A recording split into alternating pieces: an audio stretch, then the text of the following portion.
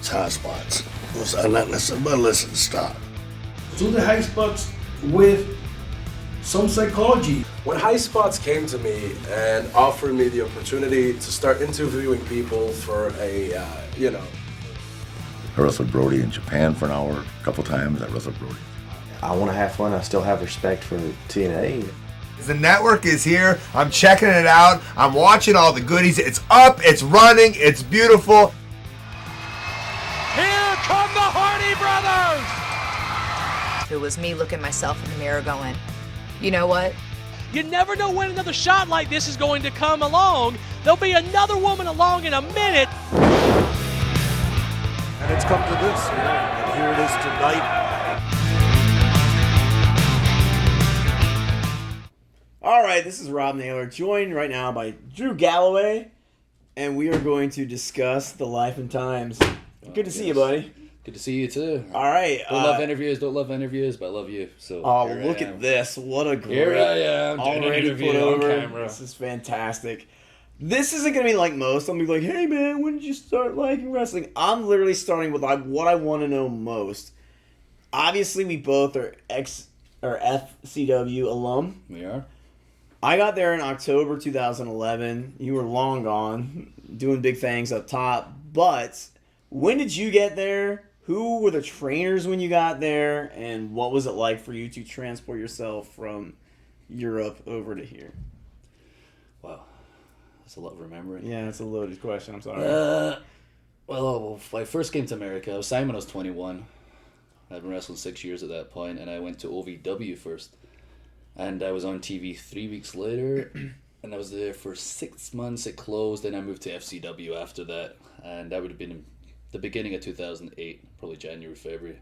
So you were in OVW, were you with TJ and Harry? Or no, were you with Teddy Hart? No, I just missed him. It was myself and Wade Barrett went to OVW, okay. And Sheamus and a few other UK guys that were signed went to FCW. And it was like who was there at the time? Burt Show and Mike Crow, Sean Spears, who's back again. Cabana. I don't remember. No, that's Danny good. Davis. That's a lot to remember right there. Okay, so OVW, was it Danny Davis, Rip Rogers? Yep. Al Snow was training at the time. Al Snow. You just missed Heyman. Yes. I think Heyman. Okay. Did you ever, when Punk was there, I'd always bother him because I only watched OVW when Punk was there because I was like Punk's buddy. So when he got to OVW, I would find DVDs and watch it religiously. And the commercials. There was a place called the Big Wick Pizza. Do you remember the Big Wick Pizza? You're kind of a healthy guy, so I would maybe you don't. Yes, I'm all about health. Yeah. Cheers. Do you remember the Big Wick Pizza? Sorry, I don't remember the Big God Wick damn Pizza. Yeah, I was kind of bored when I first got there. I just moved from Scotland. It was big, scary America. I mean, I've never been to America in my life. Imagine moving from small town Scotland to Louisville, Kentucky. No, there's anything wrong with it. Not at all. It's a wonderful place to live. Culture shock. Yeah. So I was just turned 22. My first week, the Riders were there, and I assumed that was normal. Mm-hmm. And they pulled me in at the last second. Somebody needed an opponent, and I guess they liked what they saw because I was on the road a week later, and I was on TV in my third week in America.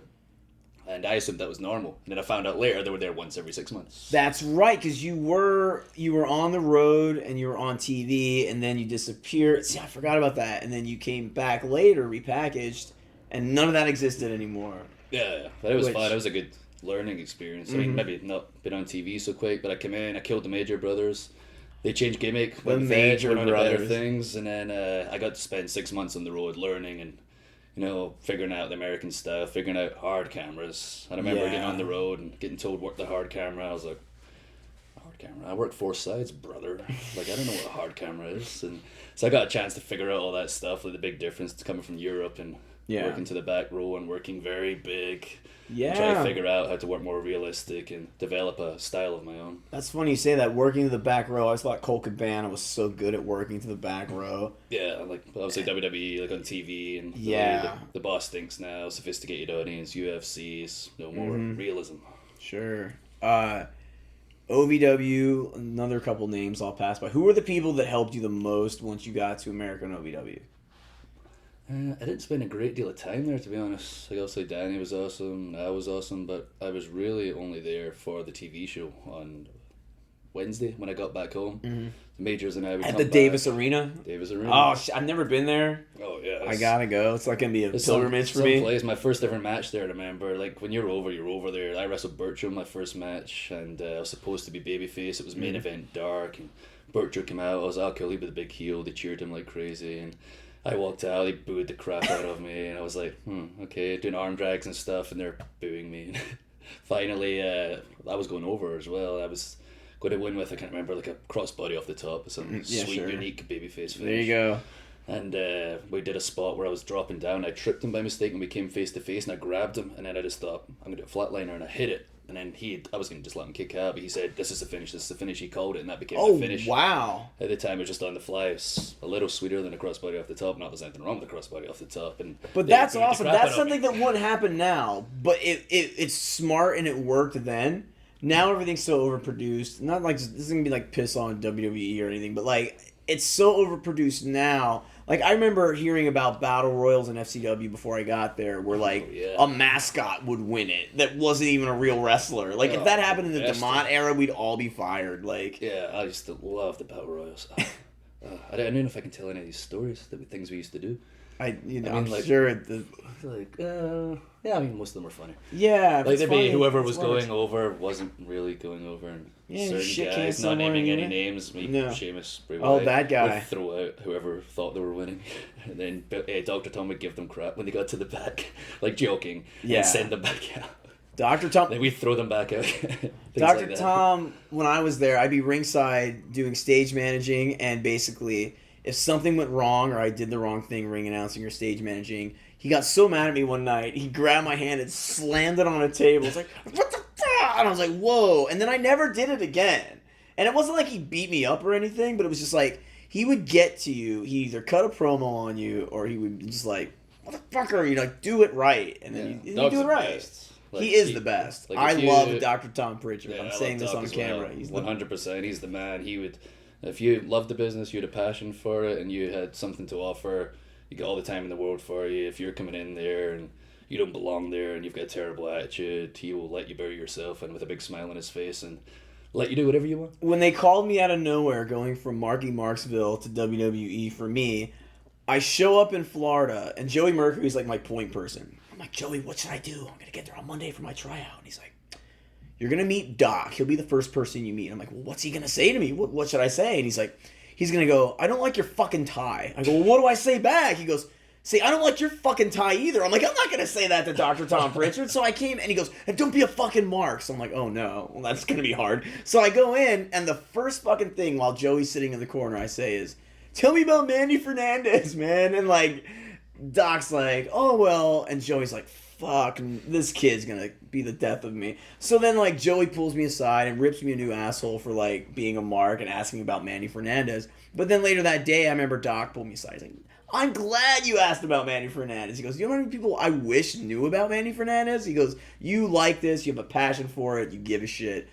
I'll tell you stories all day. And I was like, fuck yeah, okay, awesome. I'm calm now. I feel like we're going to talk about a lot of people we like. Joey Mercury, also awesome. Mercury's a fucking genius. Him and Gallows together are the funniest people on earth. If you're on an international tour 2 weeks long and you get to that like week, you know, in the middle and you start losing your mind, you need Gallows and Mercury together to make you laugh. They're the funniest people on earth. Gallows doing the impression of, he's Sex Ferguson now, he calls it, but like him like, hey brother, and calling the honky, pranking the honky tonk man, like all this stuff that they would do was always so funny. And Gallows is indeed the funniest human being on the planet. And Mercury, I remember at the time Punk and Hero weren't even friends, but like Hero would be like, dude, Joey Mercury's like the Yoda of pro wrestling. And then Punk would be like, dude, Joey Mercury's like next level for ideas and cutoffs and finishes and just little things. Small things, that's the thing. Like I always got from just little things that you don't even think about. Sometimes you do instinctively, but then you don't do them the next time. He's so good. Like Norman Smile's great for that as well, just to tell you something that you don't realize you're doing. Like I remember Norman pointed out that I popped my hips and my pins, and I was like, I didn't even notice I did that.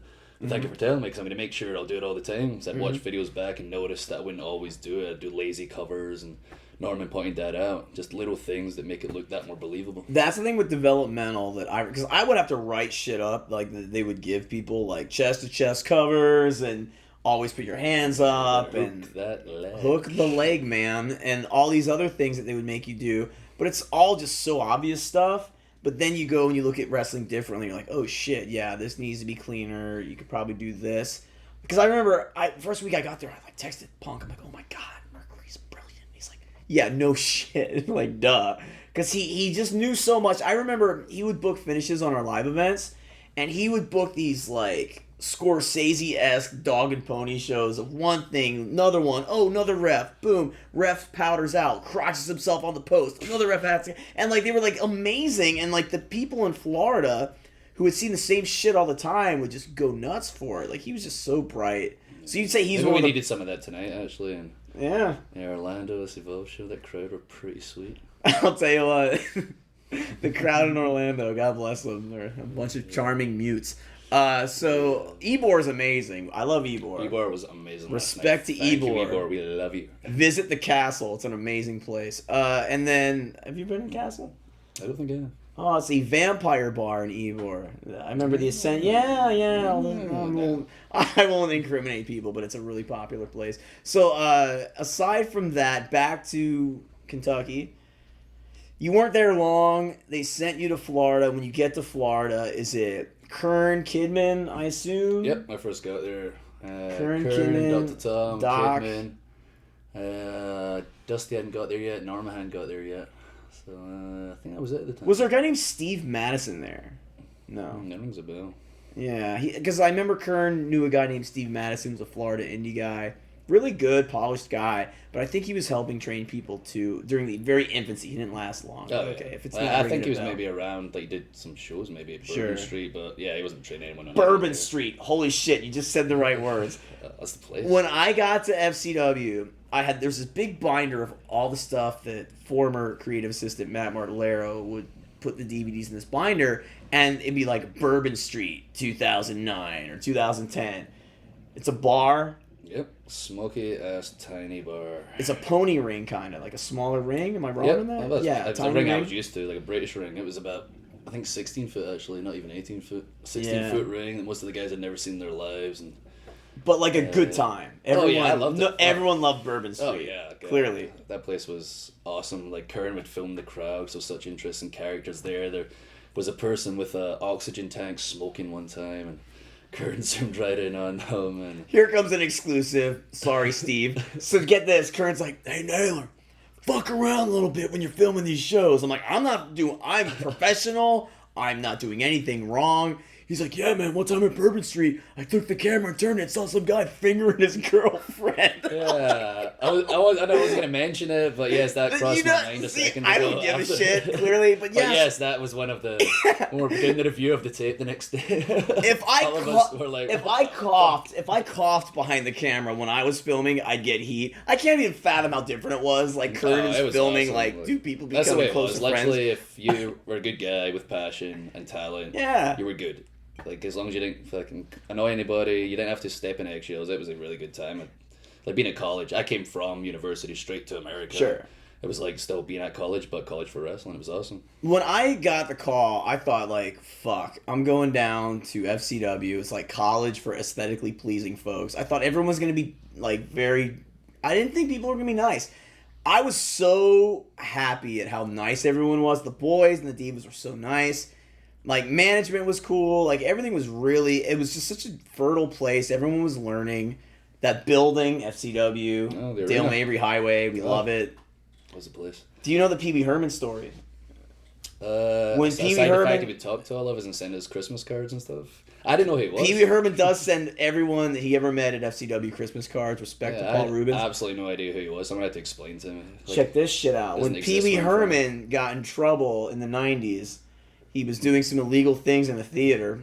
And was it illegal? I guess it was illegal. Where you have a good time by yourself anyway? It kind of, but still. I don't know how to work. I've not been there, but I assume that's what you never ever been there. He got arrested for having a time in a theater publicly, and when the officer arrested him, he's like, "Well, what's your name?" And he's like, "My name's Dale Mabry."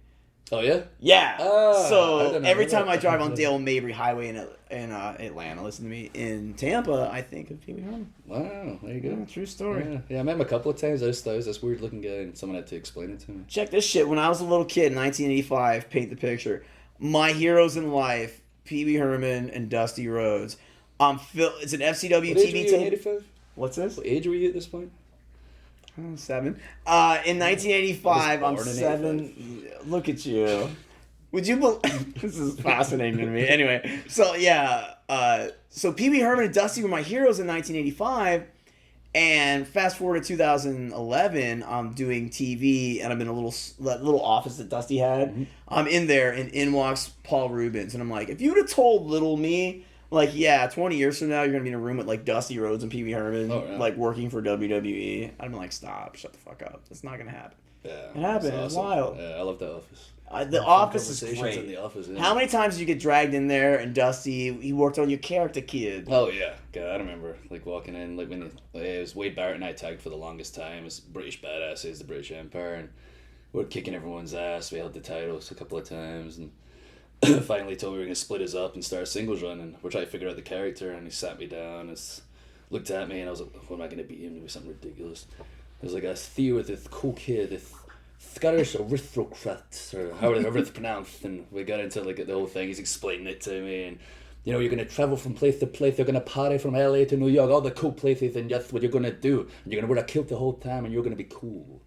And they like explained it to me. I was like, man, this is so awesome. And wasn't Dusty cool? Like, Dusty was the hippest guy in the room. Oh yeah. I remember Scott Hall, after he passed, said like cool doesn't have an expiration date. It doesn't. Oh, like Dusty was cool. He didn't totally get it. Like, I mean, he was like in 2000, like he's like, who's that band? Limp Dick Biscuit? I'm like, not Limp Dick Biscuit. Close enough. But like, you know, Dusty, his finger was kind of on the pulse. Like, I remember when we'd sit and listen to like current music. You know, he liked all his country, but he liked Prince, and he always like Wagon Wheel was like a hot song for a minute there. And like he'd be like, Rob, but I remember one time we're just sitting there quietly in the office. He's like, Robert, what you know about Darius Rucker, baby? I'm like, I don't know dick all about Darius Rucker. And then he like told me, he my dear friend. And like, I guess when Darius Rucker, a.k.a. Hootie to the uninitiated, when Hootie and the Blowfish would come to town, like he'd be like, hey Dream, we want you to come by the show. Oh, yeah. And like Dream just go and hang out with fucking like everybody. I've lived in Hootie. Tampa for 8 years, and everybody's always saying to me, like, what do you do? And most people guess wrestler, and it's Dusty Rhodes. Every time it's always Dusty Rhodes, Dusty Rhodes, Dusty Rhodes. I got my haircut like 3 months ago. I got my haircut, and well, I got it more recently, but regardless, 3 months ago when I got my haircut, the person cutting is like, well, what brought you to Tampa? I'm like, oh, well, WWE, and I work with Dusty Rhodes. People have such a connection with him. Oh yeah, especially in Florida, especially Tampa, like 40 or 50-year-old human beings in and around Florida. I remember one time he's on the stoop just because he's such a dude. Like, he wasn't like, he was bigger and better than everyone, but he didn't act like it all the time. So he's just hanging out on the stoop eating a sandwich, and people would literally stop. Like, this is no bullshit. I'd seen it. People would stop. Oh, Dusty Rhodes, da da da da. Just call out to him. Hey, what's up, kiddo? Hey. See, you can't mistake him. Yeah. I used to love to not drag me there, bring me in the office, and he'd play me like Robin Williams doing Scottish impressions and stuff. He used to crack him up. I didn't quite get the Robin Williams comedy, but it would crack him up, which cracked me up. He's a big Robin Williams mark, because I remember when Generico got there, you remind me of Robin Williams, baby. Oh, yeah. He always called him Little Robin Williams. And like, Ramy's just like, I don't see it. Well, I didn't either, but fuck it. If Dusty says so, you better just go with it. Go with it is right. Kidman, good dude, right? Oh yeah, love Kidman. Funny. He had most of our matches. Always had awesome finishes. Like, he was great with the go home sequences and the finishes, and he quietly got there though. Like, I remember like one time just IMing with Punk, and he's like, "Yeah, Kidman gave me the finish." I'm like, "Billy Kidman?" And like, "Yeah, he works here." I'm like, "Really?" Like, Billy was a producer, or he did the gorilla position. Yeah, on the road. But he was down there first. Yeah, he worked with the girls mostly, initially, but he would help with our go home sequences and finishes, and he always had great ideas with that. He was somewhat difficult for me because at the TVs, the budget at FCW and NXT initially wasn't what it was today. So like, he'd be there running Gorilla, and I'd be like, "Here's your stopwatch, Mr. Kidman," and he'd be like, "Dude, this stopwatch is the shit. Go get me another one." I got him 4 stopwatches one time. And remember, I like would cue up the music. I'd make sure everyone had their formats. I'd have to, everything changed. I have to go get another one. I did a lot of shit, but then like if people needed food, I'm running to the ale house. But then Kimmy needed 4 fucking timepieces that day. And he's like, man, all these are the shits. He goes, you picked the 4 worst stopwatches in all of Florida. And I was like, God damn it. But I think he was just like testing me, like, let's see how much shit you're going to eat. And I'm like, you say Gorilla as well was like the table with the one monitor and the one headset. Yeah. It's crazy, like how much it's grown. And now they got the little IFB gimmicks for the refs, and they never had that. It's crazy. Like even seeing OVW, then FCW, watching it develop, and then seeing the Performance Center, it's just unbelievable. Yeah, it's wild. Because I remember, like when we'd shoot FCW TV, that backstage was great. Because you'd film all the stuff backstage and like where the 2 rings were. And basically when you were there, who were like your top rivals in FCW? Like aside from Sheamus, because that's like obvious. I'm trying to think who Wade and I used to wrestle. Oh, Puerto Rican Nightmares. Like initially it was Wade Barrett and I tagging for like a year. It was Eric Perez and Eddie Colon. We wrestled them all the time. And they hated it. So kind of that was right about the time I started developing the style that I have now. And like Steve Curran and Dr. Tom especially kind of saw like something in me, like aggression wise, and they helped bring that out of me. But to bring it out of me, Steve would remind me, lay everything in, don't waste one punch. And if I fluffed one punch, he would be on my ass, tearing me to pieces. So that's when I was killing people possibly for real. So they were a bit terrified to wrestle me, but that was him like bringing out that he saw something in me, and I'm known now for being so aggressive and stuff, and that was where it was developed during that period. Kern was like a Bill Watts guy where like I remember one time, I'll just say it, Briley Pierce had a match and like he was kind of light on something and Kern like just smacked the shit out of him. You gotta lay it in, brother, like come on now. Yeah. And like he never I remember did that with me, but I felt just as bad when he told me. Like, I'd rather he slapped me than told me. So like, I was so disappointed in myself. Like, dude, lay it in. Like he came from Eddie Graham and very authentic. This is real. This is Florida wrestling. Make them believe. believe. Two grown men. They come there. They kind of know how it works. Don't throw it in their faces and. Like they always say like seminars and stuff I do now, it's like people watch UFC, it's a sophisticated audience. Yeah. If you put an armbar on and the guy doesn't tap, you're a moron. They give you the answers. They're literally giving you the answers, and if you don't take them, you're a fool. And like the one thing they understand is strikes. That's one thing fans understand is a punch to the face, a kick. They don't understand insults. Like if you're in a bar, you go to the bathroom, you come back, somebody's finger blasting your girl, you don't look at them, send them off the wall, Bigfoot them, moonsault off the bar, you punch them in the fucking face. Like, people understand punches, but then you have guys walking to the ropes doing these crappy punches so they can call their spot that no fan gets. As soon as you do that, it's fake. They forget, it's fake wrestling. They want to enjoy it, they want to forget, and they literally give you the answers, and if you don't take the answers, you're a moron. I know a photographer that currently works for the WWE and parent family. Like, I want to shoot with Drew, but he's so physically imposing. Like you have an authenticity about you, both in the ring and out of the ring. That like you're the nicest guy. However, it's just like you have an authenticity in what you do that people are like, oh shit, can't even ask him. You know what I mean? I thought that was funny today because like I know you and you're the nicest human. Well, that's cool. That's what I'm trying to portray as realistic as possible, and that's the way I look at it. You're full-grown man, and the more believable it is, the more fans get invested, the more fans believe in it, they're going to pay money to see you. Good call. Getting called up the second time around. First time, you got a taste of it, got brought back down, worked on things, modified things, got called back up. Was there any like character tweaking at FCW before you got called up? Because I know that kind of changed over the years too. Like, basically, they sent like Husky Harris back down, and then Dream and him and I all sat in a room. Okay, how about this, and this? Okay, this music, this. Okay, Bray Wyatt, boom. When you came back down, were you working with Mark Laro and other people in the office creatively? It was Dusty who came up with that character. Okay. After the tag team with Stu, Wade. The Scottish Aristocrat, that's when I won the FCW title. And during that period is when we kind of brought, like I always kind of wrestled aggressive, but really brought out that aggression, and I started kind of using like the ring as a weapon during that period and try to do things that, as far as I was concerned, had never been done before. Yeah. And that kind of became part of my thing on the road. Like Finlay and I would try and think of different ways to use the ring, like just like my tag partner, like stuff that the ref can't disqualify me for. But we're so creative and unique and try to think outside the box, and that's what I learned during that period. Now, you said the name Fit Finlay. Oh, yeah. Wrestling royalty. Yeah, that's my mentor. Jeez. So did you know him prior to getting here? No. So when you got here, you linked up with Finlay. Yep. And how valuable was he as a resource? Like he's the most valuable resource. He is so creative, so unique, seen it all, done it all. Made, the way Sarah's done now with the girls. Sure. Did that back in the day with like Trish and Lita and the girls. Like really, he changed the whole thing. Yeah, exactly. And with the guys, like when you can tell just watching the show when someone does something so creative and outside the box. So like boom, that was like Fit who came up with that. We put Mercury over earlier. When I got to FCW, Fit came out with the Fit Finlay's documentary, and Mercury's like, and Fit did a shoot too because he was out of the company. And Mercury's always like, Naylor, I need this. Mercury looked up to Finlay. Yeah. So you have Finlay. Well, exactly. You have Finlay. You have Mercury. You have all these fertile minds at your disposal. Oh yeah, I watched a documentary at the Finlay household. Whoa.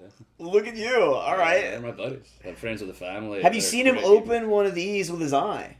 I have not actually seen him open with his eye. I've Check seen him this open shit. every other way. But... Awesome story. Gabe Sapolsky uses Fit Finlay for Evolve right before I got to FCW with Sami Callihan. I watched it at the Finlay household on pay-per-view. Shit, yeah, all right. Because there I am calling the thing. Little Nails was on there. I'm calling the match, and I'm losing my shit watching this thing. They're beating the piss out of each other. Yeah, it was awesome. But backstage at BB King's, which is no longer in existence, apparently, in New York, oh shit, I feel bad. BB King expired. I think the place still exists. But BB King's in New York was where they would hold these shows, and all of us pussies are trying to open these bottles in the back, and we don't have a bottle opener. Finlay walks in, opens it with his fucking eye. Yeah, I've heard him talk about it. It's insane. And everyone's just like, okay, game's been changed. We're all just going to go and cry now. It's crazy. Like, hearing the stories about him, especially listening to when he talks to like his buddies back in the day. I remember Thanksgiving, I think it was last year actually. I was with him and Robbie Brookside, and just the best part for me was more drinking, and those two started talking. Like, the stories are just unbelievable. And I hear about, Fit back in the day, breaking people's thumbs and stuff. That and talk shit about wrestling, and just knowing him now and the family man that he is, I'm like, man, I can't even imagine him this way, but he was the baddest motherfucker around back in the day. Mr. Regal's the same way. Oh yeah, like, exactly the same. What a sweet person. Again, another quality, amazing person. Again, one of my mentors. Like I say, like Fit's number one. Like Darren's right up there as well. Like helping me out and giving me the best advice. And he's got such an eye for talent. Oh yeah. Like a lot of people are like looking at the influx of people in NXT now, but like Reeks keeps a close eye on things. Like he does. Robbie, have you watched this latest Dragon Gate? Like he'd always watch all of Dragon Gate, Japan. He always wanted to know what's going on internationally. Everything. Watches ICW in Scotland. He watches absolutely everything. And he's so he good. He doesn't sleep, so he doesn't watch wrestling. Exactly. He's so good, but he never would type. Like, if you didn't work his way, he didn't. If it got over and it worked, he would put a stamp on it. Yep. It's like some of the guys you listen to giving advice to people when something blatantly worked, and it sounds like bad advice, even though they're just saying because this is the way I do it. Sure. So you can tell he the has guys such an that open get it, mind. they're open-minded. Exactly, they get it. They're just like, okay, this is how it is. We've evolved over time. That's why Fit and Darren have had these careers. Yeah. That span older than both of us put together. I remember we would talk about New Japan all the time, and he wrestled Chris Hero. And in these meetings before NXT, I would sit in the back with Byron, and Darren would be back there too. One time he leaned over, he's like, Robbie. He's like, very soft spoken. He's like, oh yeah, you gotta lean right in what would you like to see tonight? I'm like, oh my, like, inner Mark in me is like, holy shit, this is happening. And I'm like, how about the butterfly suplex? And he's like, no, I don't got that in me. No. He's like, how about the dragon? And he's like, no. I go, how about you just grab his hand and manipulate his fingers to the point they're virtually useless and he can't do his little hangman's clutch. He's like, And he would have done it anyway, but like, there's this guy, this guy who I idolize, who's so selfless that he's actually asking me, what the fuck have I done? And I was like, holy shit, what a moment this is. And then he went out there, and him and Hero just fucking rocked it, and it was such an awesome match. But what a brilliant guy, and really just a value to their whole system, for sure. Okay, where are we going to go from here? You're on the road now, second time around, WWE. Yep. Who's the first person they throw you in with? Like what was your first program that you were called? On TV or on the road? They brought me on the road first, and Fit. That's where I got to know Fit. They put me with him. I guess to kind of tone me down from beating people up. Cool. So I was pretty much hitting people for real at the time. And thanks, Steve Kern. Yeah, well, like that's the thing. Like you can turn somebody down, but it's hard to turn somebody up, or impossible to turn somebody up. If you dial somebody right up, it's a lot easier just to dial them a little bit back. And that was what Fit did with me. We worked for like 4 months on the road and kind of helped me, mess with me all the time. I would be doing my ground and pound and keep catching him, and I didn't understand why. And he told me later when we became buddies, he would headbutt my hand. No matter how much I pulled it, it would still catch him, and I didn't understand. He was lying there headbutting me, coming higher every time I pulled the punches to headbutt my hand. I'd go in the ropes, he's all on me aggressive, and I'd turn away. He'd grab my leg, and I'd turn back, and the referee would be holding my leg. Like, it was awesome. That's what I really got. Now, were they filmed? Do you have film of these things? WWE do. Yeah, it was awesome. Network. No, they have such a volume of things that they do film. It's fascinating to me because a lot of stuff on the house shows like you're talking about, such a learning experience on the road at like live events. So then your first TV program is R-Truth. Oh yeah, you came out. That whole thing happened for New. Yeah, it was Michael's idea, like what we did initially. Mm-hmm. Like I was supposed to come in as a model. I think was the idea originally. Like Johnny had told me you're going to be like a model, and there's going to be a runway, like a catwalk, I guess. So I was like 260 at the time, ass kicker, and Vince had come down to FCW at the time and saw me that way. So I heard this and I was like, I need abs. So I leaned out to like 225, got the most ripped I've ever been in my life. I had a meeting with Vince, we spoke with the character, me, Vince and Johnny, and then he listened to like us talk about it, Johnny pitched it, came back up, and then they pretty much told you actually just going to be yourself. I was like, good. I just dropped all this weight. but I was happy to get to, be myself. And now they're doing the model thing years later. How funny is that? Sorry. With Tyler Breeze. Yeah, but that wouldn't have been, like, he's awesome at it. It wouldn't have been comfortable for me whatsoever. But, so we did the debut, and I remember, like, Michael's come up with it. He was like, let's do something different, have him in the ring. Like, one of the local guys just in the ring, boom, introduce him. Truth did his whole entrance, and then when he comes to step through the ropes, just going to kick him, maul him, and leave. Like, cut a little promo and leave. And that was... Then Michael's helped me out that first few weeks, and then he was back on Raw again. He was doing Raw and SmackDown at the time. Mm-hmm. Like, he told me, you got to keep thinking this way, you got to be different, and just make sure, keep pitching it, which I did pretty much the entire time, just keep speaking up and making sure what, So you had writers that you went to? Yeah, even Vince himself at the time. I would go and, someone told me you should wear your gear, because most guys would wear their gear, that was the thing. Yeah. And I went to him and said, I want to stand out, and Michael said, wear the colourful shirts, whatever. And Michael Hayes? Shawn Michaels, okay. Yeah. Whoa, okay. So like another one who's brilliant. Oh yeah, like he helped massively. It made sense, everything he was telling me. So I was 20, just turned 24 at the time, I think. Mm-hmm. I started the Chosen One thing. And I went straight to like Vince every time, just saying, Michael's got this in my head, be different. Can I wear like the shirt and suit pants rather than the underwear like everyone else? Yeah. Be different. Wow. That's crazy. So we've got Fit, we've got Mercury, we've got Kern, we've got Shawn Michaels. Like, the list goes on. Like Taker as well. I wasn't in charge of me at the time, like Vince told me. Because you're a big man, and basically Taker's like the mentor for all the big dudes. Yeah, and Vince told me, Taker's your guy. Listen to him. Wow. Which was crazy to me. Like, and what's he like? Because I've had 2 conversations with him. It's like, hello, hi, I'm Rob. Yeah. Okay, bye. Like, the man. Yeah, all right. Absolutely, 100% man. Like, that's awesome. He's the leader, 100%. He's backstage. You would never catch him in a bus or anything. He's there watching everything going on, just giving the best advice. Gave me the best advice I ever had. Don't play wrestler, be a wrestler. If you wrestle, you'll get it. If you don't, one day you'll get it, or you won't wrestle anymore. But the best advice I ever got. Talk about wrestling him. Pretty sweit.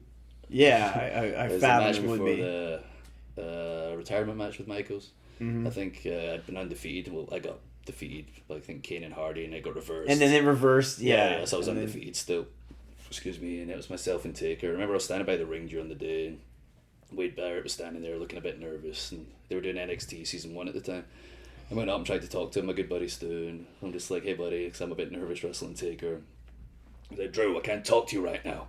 I've got a big match tonight. I need to think. He walks off. And I'm like, all right, man. And then later on, he's got this big match with Skip Sheffield at the time, like Ryback at the time. But he says like 3 minutes or something. He sees the card. He goes over. He's like, this is like 2 hours later. He's like, mate, sorry about that. I got a bit wound up, and then I went over and looked at the card. Yeah, so you're wrestling Taker. I was like, I was a bit nervous looking to my good buddy to calm me down. But yeah, it was awesome, and it's cool that Taker's the one that took me down. It was also really cool that I came out second. Like, most guys would go out first, and Taker would do the big. And you had the great music too, though. Oh, the music was the best. Now, did you go directly to the office with that? Did you have a hand in the music? I had no idea. I was just standing there one day. I told them I didn't like the one we had. I grabbed Fit during the house shows, the ones I was using before we had a generic one there, but before that, we had another one with words, and I got Fit and listened to it during the house show, and I went, "This is kind of crap, isn't it?" He was like, "Yeah." So what do I do? So just tell them you don't like it. So I did. And I was using the generic one on TV, and this one they were playing on house shows. And then during the day, like, they called me over and Vince said, "This is your entrance," and they played it. And I was just standing there, just like, "What?" It set you apart because it had that brooding like beginning to it, and it just kicked that's the in. thing. The way, like, and then when I saw it back on TV, they played the whole screen. It was like a horror movie. It was awesome. Yeah, God, I miss that music. It's wonderful music. Your current theme is badass though too. So you wrestle Taker. After that, is it Matt Hardy at this point? I remember you and Matt Hardy kind of went head to head. For a while that was, again, just happened by chance. Like, myself and Matt called a spot. I said to him, "Do you mind if I stomp your head in the steps?" He was like, "Yeah, sure, just don't kill me." So it was myself and Ziggler against Matt and Truth. Technically just finished feuding with Truth. We still had a little thing going. I gave Matt the stomp. We came in the ring and he sold it so good, and the referee got between us, checking Matt's okay, and I guess they got such a good shot at Matt, Vince said, call the match. So the ref called the match on the fly because Matt was selling it so crazy. I guess it looked so vicious, and Matt sold it great. Then Vince called the match, so we had no idea what was going on, and then he's on the outside, I'm screaming at the ref what's going on, he has no idea, he's looking so confused, and I'm grabbing the ref, like, what the hell's going on, what are they telling you? He's like, one second, finally went, attack Matt, and I ran out, grabbed him by the, like, face, and went, sorry bro, and ran him back, and ran the back of his head off the steps, and that's how it all began, just on the fly, and Vince making that call. Wow. Tonight there was something that happened, I don't know if you saw this, but on the pre-show, the kickoff, Martin Stone came high with the clothesline, knocked his opponent out. Oh, yeah. Oh, actually, he told me he knocked somebody out, Yeah, knocked him out, because he comes with this lariat, right? Knocks dude out. I'm on commentary, and I'm like, yeah, this guy's knocked out. And then proceeds, the referee should have just called it. This is why they need, I think IFBs are valuable, because, like, the guy's out, but then he picks him up to go do, like, the twist of fate thing where he's going to DDT you with assistance from the ropes. While he's unconscious? Well, the guy said he could keep going, but the guy was out. So then the guy gets up, he tries to pick up dead weight and do this, can't, falls down. Guy goes down, wastes some more time. Ref should have just called it, but he starts counting. Well, dude gets up, and then it continues, and then he does it again and DDT's guy. And, like, I'm on commentary, and I'm like, Jesus Christ, like, this is not good. Like, and I get off right off commentary, I walk to the back, and Gabe didn't know exactly what was happening, but he was like telling the ref, if you're the ref, call it. Like, if the guy can't continue, even though he says he can, just call it. Yeah. It's a knockout. You can That's usually it. tell. I mean, sure. I've been in the position where my opponents got knocked out. I think it's Dakota Darso. I was wrestling FCW. Dakota Darso. Wow. It was awesome as well, but we had a match where he was going to jump to the second and go for like a crossbody, and I was going to catch him out the air with a clothesline. He went up, slipped, and I went too far, and I was like, okay, cool, I'm just going to forearm in the back. But then he tried to jump, and I tried to reach back and catch him. I caught him in the head, and knocked him a bit silly. And again, the ref told me, oh, he's fine. So I was like, okay. I went to pick him up, and he didn't look fine. Went back down. Can I help him up? When you okay? I was like, yeah. I was like, just do the finish. There's a flatliner. Because you're always okay. Like, that's the thing with wrestling. Like, no matter what, I can keep going. The flatliner back, he still hit his head as we went down. I wish we didn't do that. But yeah, it was unfortunate. I think the guy's okay, actually. Full disclosure. I think he's fine. But, like, he just got not loopy for a minute there. I spoke to Martin. He said it was grand. Yeah, it's all good. Martin, though. You knew Martin. Let's talk about Martin Stone for a minute. Yeah. What a great guy. Awesome oi, oi. Yeah, he came through the system, and I thought the world of him. His promos were great. He stood out. And then it just never happened. And there's numerous reasons why that shit happens. But, like, he's so good, and he's back on the... He's on the circuit now, and he's doing really good. But you knew him I remember he wrestled Hero before both Hero and him got there. WXW for Felix, and it was such a badass match. So then Hero got there, and they're like, oh yeah, this new guy's coming from the UK. I'm like, who is it? Like, Martin Stone. I'm like, oh, Martin Stone. So then he came in, and you knew him way back when, right? Yeah, I think it was the first time we wrestled. I've been on a bunch of shows with him. I think we wrestled when I was 19 for the first time. 2006, 7, 6, 5. I didn't know years, right? Yeah, I'm sorry. But I was 19 at the time. Yeah, you were 19 at at the time. 21, and I came over. I just turned 22, but I would have been about 19. So I was in Scotland, and then there was like London shows. I think we wrestled there also. And like I say, he was like the man at the time. He won this big tournament with myself against Pac. Wait a minute. You were in Europe with Pac. Yeah. Pac. I did not know this. Yeah. This is awesome. I remember seeing him when he first started. Does footage of this exist? Yeah, it was a tournament. I was myself and Pac, and Sheamus was in the crowd. We did the whole angle. He did his cartwheel backflip over the top and took me out, and there was a count out, and Sheamus got dragged out the building. It was Martin and Pac in the final. Well, the interviewers about to go scour the internet for footage of this. That's incredible. It was called, like Sheamus and I were because you're such a good base. Like you're a big man who can fly, but you're a hell of a base for flying guys. Was working with guys like Pac helpful for you to do that, or who were some of the initial flyers? Kind of opponents, like big guys that would batter each other and guys who fly. It was like my favorite kind of opponents. All right. And like aggressive flyers, not just. Did you ever wrestle like Jody Fleisch or Johnny Storm? Yeah. I wrestled Jody in RQW as well. Yo, this is awesome. I need to see all these things immediately. That's 6 great. years in the UK. Like for the last couple of years, I was everywhere. And Doug Williams, obviously. I never actually wrestled Doug till recently. Like he trained me when I was 15. I was on a million shows with him and never wrestled him. No, 15. Were you 2000 or 2001? Would this be or 2002, 3? 15 years ago. I did it. 15. Okay. But Kaylin, how long ago was that? 2000. There we go, 2000. There it is. Because I remember Doug came over here for 2002, and he started just doing all this World of Sport UK stuff, and then Alex Shelley and Hero and Punk and Cabana and all these people just were like, what? And then everyone embraced World of Sport and like start watching tapes. Like guys wouldn't tell other guys what tapes they were watching, so they could be the first one to do like the leg lace, pull you down headlock thing, and Lady of the Lake and all that stuff. The Johnny Saint. I was the opposite because I was training that way. I was watching American stuff like the AJs and Daniels and whatever. See, that's fascinating. Stuff I was trying to get my hands on because I was around all the British stuff. Yeah. Okay. Wow. God damn it, that's cool. Because I remember a couple more I can think of, but they'll come out. Because I remember. You were in OVW with him. What was the name? He did like the standing Spanish fly. I'm sorry, Burchell. Yeah. Did you take the standing Spanish fly? I'm sure you did. You took the standing Spanish fly? He didn't do it. I never. You're kind of tall. I never wrestled him in the UK. Okay. Like again, he became the man. I remember his first training sessions actually. Like when he first started in wrestling, we trained at the same place. I used to live in Ayr, Scotland, and there was nothing in Scotland at the time, no scene. Like now it's booming, and ICW is the biggest thing in Europe. Mm-hmm. But at the time, I used to have to travel 12 hours to go to wrestling training. To like the bottom of England, which sucked. 12 hours to go to wrestling training. Yeah, I mean, if you want it, it's simple. Sure. You do whatever. So I used to travel 12 hours to get there, and I remember one time Mark Sloan, the trainer there, said, "You got to see this big rugby guy. He can do everything." And I was like, "All right, let's get eyes on him." And he was like, "Paul, do the moonsault, do the shooting star," and they got him to do them in the ring. Someone falling asleep over there. Got a captive audience.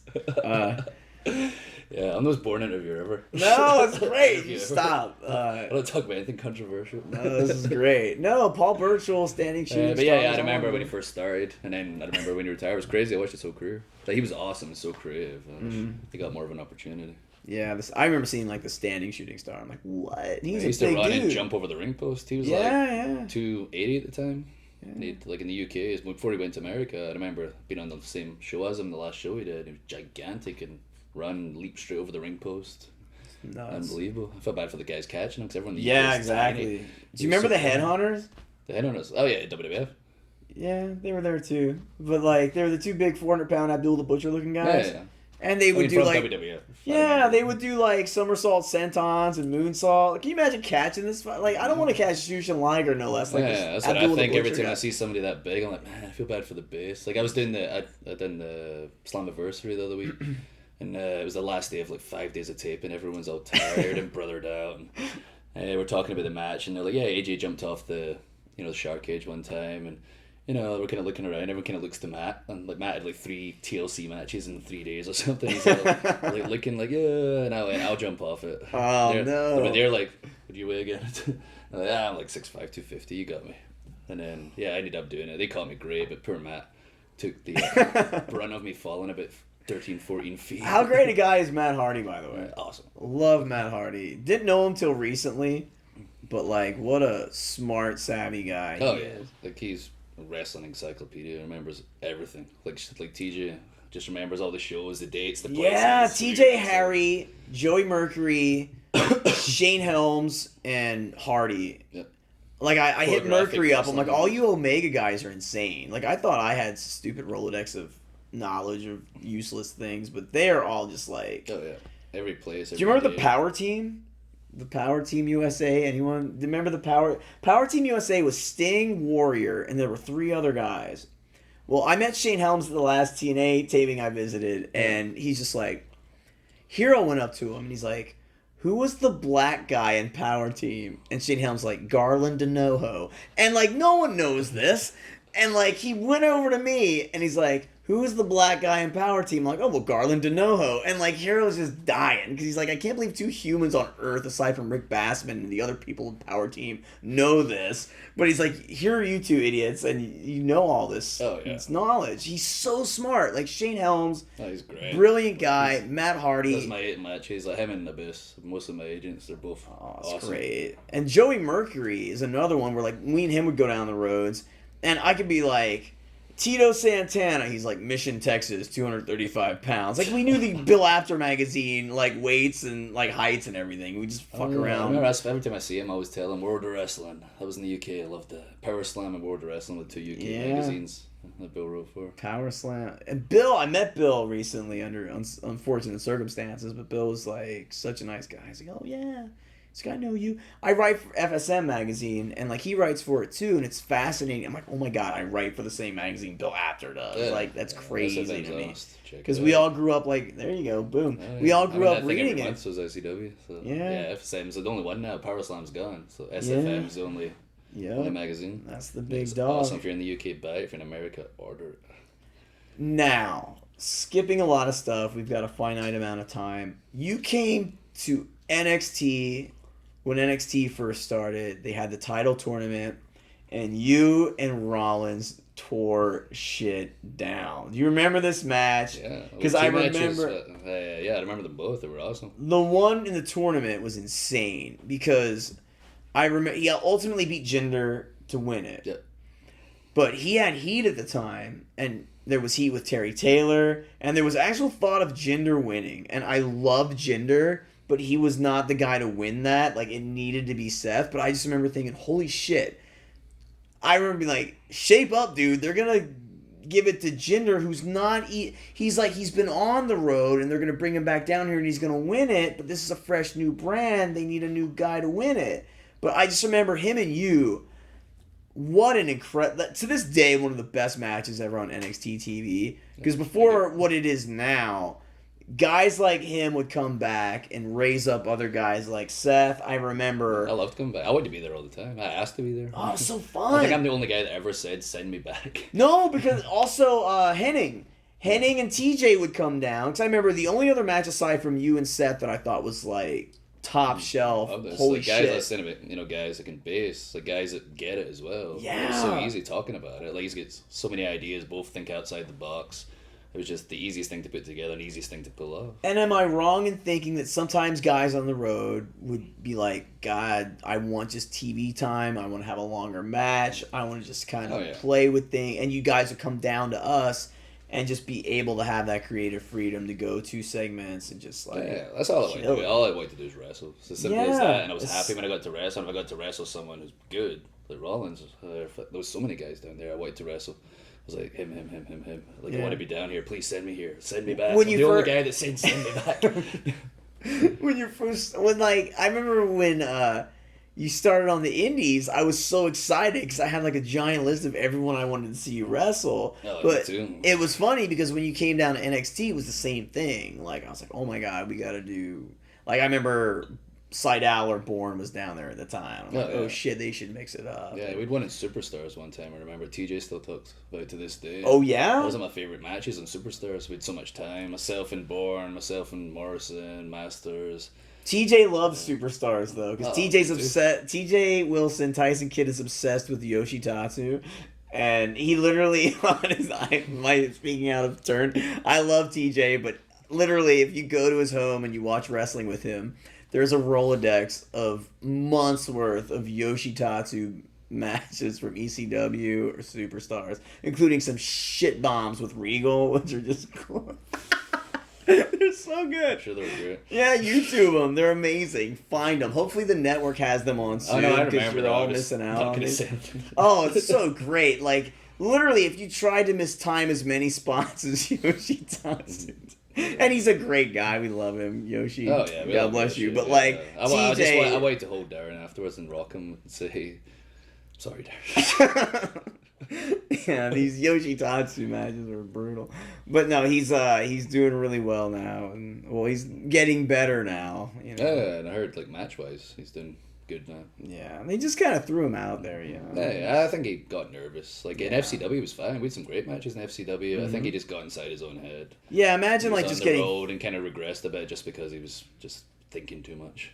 I think Once you there's relax, a lot of it's that easy. though, being around a lot of developmental talent. Once you go from FC, and they used to just thrust you guys up. Like now, there's a process. Go on the road for a week, and seamless, then you're the same character. Yeah. It's a seamless transition. You're used to TV. It's just on a bigger stage. It's the way it should be, always have been now. Sure. Like, And it's now- an awesome thing.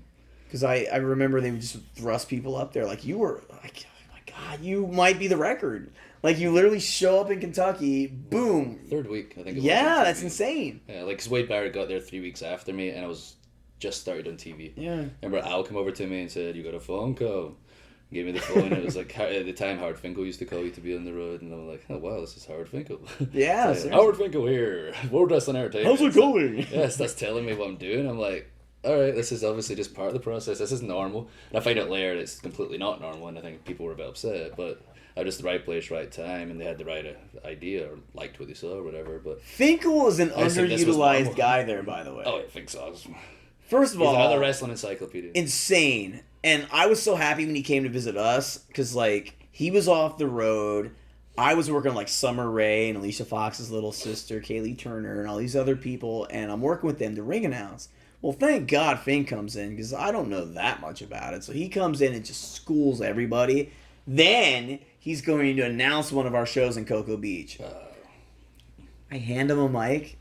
The mic doesn't work. You serious? How shitty do I feel as a human at this point in my When he life? announced me a couple of shows he did, I was so excited. When JR did a few of my matches on SmackDown and Fink announced me, stuff like that. He does weddings now. I don't know, I'm sure he Howard- does with that voice. It's amazing. But yeah, Can you I imagine? remember I wrestled Steamboat. Like I think myself and Jericho had the most amount of matches with Steamboat in the past 20 years, whatever. And I got to wrestle him all the time when they were getting me ready to come back. And I remember Fink announcing one of the shows I wrestled Steamboat, and I was just like, "What is going on?" This is insane. Yeah. What is going on?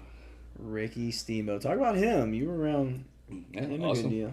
Like again, knows everything. It's so funny when you wrestle him. Like he just is so calm, talks to you like we're talking right now. Just like, okay, this is what's going to happen. You're going to take your time, listen to them. They're going to come. Boom, boom. Here we go. And you see them coming. He's just like narrating the match. Never like, saw what him is raise going it. on here? This is just a guy who's done it all, seen it all. Yeah, you never see him raise his voice, which I think is nice. I mean, I think there's a place for people to raise their voice, but he was just a calming influence. Oh yeah. So nice. That's why he's only ever been a babyface. Yeah, really. He's not have it in him to be a heel. Nobody would believe it. He's a life babyface. Like, we love Ricky Steamboat. So, again, we're just jumping all around here.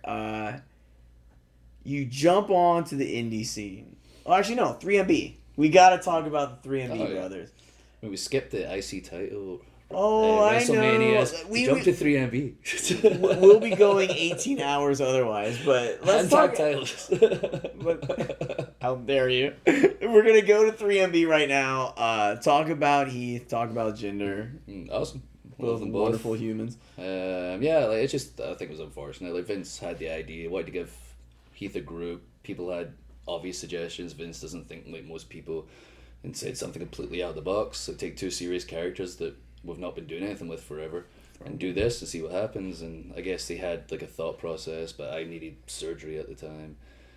And I guess nobody clued him in. If I was going to be Heath's heater, I guess was the idea. Yeah. Back up his big mouth. And we did all those vignettes in the beginning. He was investing in it. He was into the idea. But then I had the surgery. I couldn't touch anyone or be touched for 6 months. So that affected things. And then they did the Shield like a month later after I had the surgery. And like we were pushing the back burner. And wow, I that's never when even thought of real that timeline. Comedy started happening. By the time I was ready to come back, it was too far gone. It was too far gone. Oh no, but it started getting over. Like by the it was time, getting just over. before like I was gone. It was like Yeah. wow, everywhere we went, house shows, whatever. It was like wild. I was like wow, people are really digging this because we're just having a laugh, having fun. Yeah. So you can either get annoyed and go, oh my god, I wish I was doing this. I wish I was in the main event. Everyone Or wants to you be in the make main the most event, of but it, WWE reality is we get so many unique hours. I'm going to focus on the main storyline. We're going to focus a little bit on this storyline, but it's all about selling TV with the main storyline, and that's just the nature of the beast. So you just okay, this is what I'm dealt right now. I'm going to make the most of it. Let's have a laugh. Let's we're in a rock band, a fake rock band. We're paid to bloody look like idiots. Let's just fucking have a laugh and be silly, and the crowd could see that, and they started just laughing along with us because we were being so ridiculous. They just got into it. Another TJ story. Don't hinder gender. The greatest sign in the history of that fucked up mankind. a few times. Yeah, I just I think remember. Cena tweeted one time that like brought it back up. Just remember TJ popping for "Don't hinder gender" so hard. Oh yeah, Like, what a I great can picture him sign. saying it as well. Like they say TJ, a picture in his voice. Some of those wants me to say the crime time stories. Every Yeah. week. Jesus. IC title reign. Let's talk about it. What was that like for you? Oh crap! Awesome. Yeah. See, this is why I didn't ask about it. It's like, hey, it was awesome. God, never wanted the IC title ever. The wrestler's title. Yeah. It was unbelievable. Like my mind melted. There's a picture of me. I think it was on like all the cards and stuff and promos. Programs and stuff. There's a picture of me holding the title, looking at it, catches my legit reaction where I'm literally like, what the Shit. fuck? Yeah, this is the IC I want to title. burst out laughing. I'm either going to cry or laugh. Like, I am the IC champion. This is hilarious. The wrestler's title. Bret Hart, Shawn Michaels, Rick Rude. Rude. Just everybody. Perfect. Yeah. And at the time, it was like Mysterio and then Mysterio to Morrison. And all the guys who could really go had it before me. So it was just such a crazy moment. I remember Randy said to me, you got to bring it out tonight. I remember Sheamus won the world title that night, so him and I are both just laughing our heads off. Like, I'm IC champion, he's world champion, we're both like, fuck. What's going on here? And then Randy was like, bring the title out. Like, it was going to be like something about, oh no, I can't do that. I was like, hell yeah, I wear that thing to hold up my jeans everywhere. Just give me an excuse, sitting in the restaurant, a big smile on my face with IC title. The IC title. I wear that thing everywhere. Excuse me, you know I'm the IC champion. It holds up my jeans. Yes. Talk about Stu, Wade Barrett. Great guy. Awesome. Another guy. How long have you known him? You knew him before you got here, I'm sure? Yeah, Maybe? he was myself and Sheamus were on a TV show in Ireland called Irish Whip Wrestling. Okay. So we became really good friends. At one time I did a show and he took us out to the club he worked at. I was like 18 at the time. And I went a little crazy and went to an after party and missed my flight. And then my phone died and I had to find a charger. It was the whole thing. But then inevitably I ended up staying with Sheamus for 2 days. Mm-hmm. We got talking, realised we had similar interests, similar goals. Pretty much the same person when it came to wrestling, and that's when we became really good friends. We started a program right after that, and the promoter wanted to get a faction together. And I was like, okay, I want some bigger guys. At the time, I wasn't the size I am now. I was like 18 or 6'4", I think, at the time, and about 215. A lowly 6'4". Yeah, tiny 6. I'm 6'5" and a bit now. It's a bit that makes a difference. So I need some bigger guys. And there was a guy there at the time, French guy, who's in FCW now. I don't even know his name is in FCW. It's Pierre Marceau. He was back in the day. He just got his head shaved. Yeah, I know who he is, and this is so damning to me not to know this. Yeah. Watch the product, Rob. But I know who you mean. Yeah, we all know what we're talking about. Yeah. But Pierre, as I There call it is. him. But yeah, he's in my Marcus Louis. Luis. Yeah, Yeah. that's what he goes by in NXT. But yeah, so he was in my group. We chose him first. So Sheamus and I liked him. He was a guy who had a lot of passion, a lot of drive, bigger guy. And he said, I need another big guy. I want these fucking enforcers. So we've got a brother who's pretty big, and he was like, this guy saw in Wales. His name's Stu. Right. Big guy, nice guy, and it seems like decent. And then so we bring him in to get a look at him. I was like, okay, I like him. He couldn't understand a word I'm saying. Hopefully everyone does here. Like, my real life voice is a bit different than my promo voice. I'm mumbling and talking all quiet with my Scottish accent, so hopefully you know what I'm saying. But yeah, he didn't understand a bloody word I was saying. Like, I've lived in America 8 years now, so I can enunciate a little better. Vince made me get elocution lessons. Oh, so that's why I right. speak clear. It was a good, I mean, like, not that it's a bad thing. It helped massively. People understand me in general now because I have such a thick accent at the time. Stu understand no word I was saying, so we formed a faction, myself, Stu, and Sheamus. Pierre. Oh, Pierre. We were the Foreign Legion going after the undefeated Sheamus. 2 years, he did the Irish Whip title on the TV show, the only TV show in Europe, and then inevitably I won the title there of Sheamus with Wade and Pierre as my backup. See, I never realized everybody was interconnected like that. That's crazy. Yeah, we all come through together. I certainly didn't think Pierre. I thought he was a new one. Wow, that's crazy. Yeah, he's been around for a while. Huh. But yeah, Stu's such a great guy. Like, awesome. Yeah, both of them, like him and Sheamus. Like. And yeah, Sheamus as well. One of my first deeds at FCW when I tried out, Mark Lair was like, go get Sheamus a Gladiator at Smoothie King. I just remember getting the biggest protein-infested drink ever to bring back. Crazy, he did. He had a phase, perhaps. He went up to like 295 at one point, and I went up to like 275, which is like really too big for me because of the way I wrestle, and we're both just fat. And then Stu was like 280 or whatever, and we were all just sitting there like drinking our healthy Smoothie Kings. Sure. We were making us fat, and I was in the wrong Smoothie King, but it's terrible for you. But yeah, we're all like sitting all fat, drinking a Smoothie Kings, and then finally someone told us, you might want to lean up a little bit. Yeah, that's what the boss said too. I didn't know this, and I'll blame Sheamus because like I got him this Gladiator. I'm like, well, this guy's chiseled out of granite. I'm gonna have these Gladiators, and then I'm like, hey, Corey Graves, get on these Gladiators, and we're all taking. They're like weight gainers. They're thousands of calories. By the time you got there, he would have been leaned up. But yeah, there was a point we were all just huge and not good huge. They're so good. Banana chocolate Gladiators. They're tasty. I still drink them time to time. I feel like I'm like an NXT talent talking about like supplements right now. Like Gladiators. Cliff Bars. But no, Gladiators were all the rage there for a minute. Let's talk about Mania, your Mania experiences. Insane. What's it? Yeah. Unbelievable. My first ever Mania was Mania 26. Was in the Money in the Bank match. Came out as Intercontinental Champion on WrestleMania. Huge. Yeah, unbelievable. Huge. My WrestleMania moment was getting pushed off the ladder by Matt Hardy and crotching myself. I assumed I was trying to think of something big to do, and I came up with some ideas, and then I was thinking, no one's ever took a backdrop off the top of the ladder. Why? And I said to Hardy, we'll get up there, we'll both go for it. I'll beat you down. I'll get over you. Maybe backdrop me. I was like, you sure? We went into the ring and looked at the ladder. I got up there and I went, this is why nobody's ever done it before. I would die if I did this. And I was like, okay, I could take a crotch. That would probably be pretty vital. There you go. And I was like watching like Razor and Shawn, especially Razor, such a big guy, gliding. Yeah, what a great guy so for you to watch. gracefully and landing. And I was like, it just looks like you're riding the ladder and it looks vicious, but it looks not so painful. So me, on the other hand, as Hardy pushes the ladder, I step off, waiting for my graceful glide, and I plummet violently, balls first, onto the rope, and bounced up so high I came back in the ring and rolled to the outside. And I invented about 50 new swear words, I think, on the outside of the ring. It hurt so bad, but it was at Mania. It was Mania, so yeah. That was my WrestleMania moment. The ball plummet. The ball plummet at Mania. Now was that Fiend? No, I always get them confused. Do you remember what city it was in? Call TJ. Yeah, I know. Actually, that's when they had Vince and Trump and Umaga and Bobby Lashley. I don't think that way. I think it was Vince and Brett had the match. Oh, I got so you. the entire Hart family were there. I remember every 2 seconds. Yeah, I'd meet somebody new, and it was crazy. Meeting everybody. Very similar. Nice people. Very similar. Sure. The Hart family is quality. Everybody was there. Smith Hart and his bloody jokes. Yeah, Smith Hart.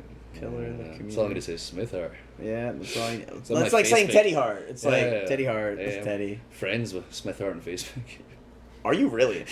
Oh, that's fascinating. Facebook's crazy, though. Like, I love it. Like, do you knows on Facebook, and who you could be interconnected with is always, like, crazy. Oh, yeah. I see some interesting characters there that I hope they don't see me into, Thankfully, there's, like, loads of fake me, so hopefully they're friends with them. All right.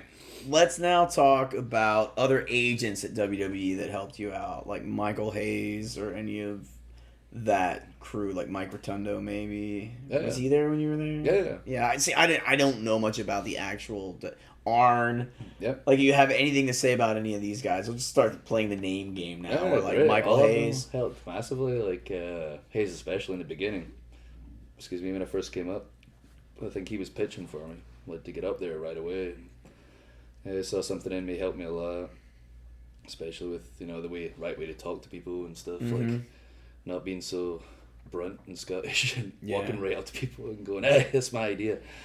Kind of the right way to present your ideas. Yeah, that's so important there. Oh yeah, like you get in trouble. I was just like, I'm thinking this straight in somebody's face, and they're like, "Ooh, what does this guy think he is?" Yeah, you can get in trouble for like sneezing on a Tuesday. So like you gotta really just. I remember when I got there, Alex Shelley, who's a good friend of mine for years now, he's like, I learned this working at TNA. He's like, if you have an idea for a talent, you were never a wrestler, throw it out to them, present it kindly, and then if you ever have, make them all suggestions are good.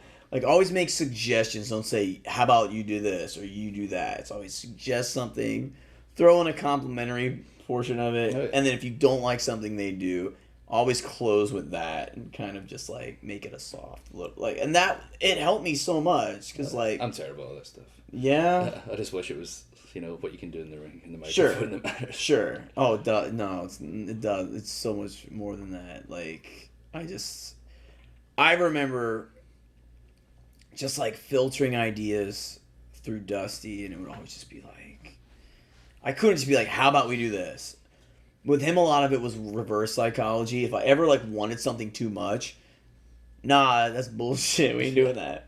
So I would be like, well, how about this? I kind of like that. Like, the more forceful you are with certain personality types, they wouldn't go for it. Strong, especially strong personality, especially Dream, the strongest personality. Yeah. I remember Joey Mercury, when Luke Harper or Brody Lee got his tryout, really pushed really hard for him, and it kind of backfired. But ironically, me and Brody or Luke Harper always talk about this. When the Wyatt family went on TV, it was Dusty that pushed for Luke Harper and Rowan to go with him as like a trio. Oh, yeah.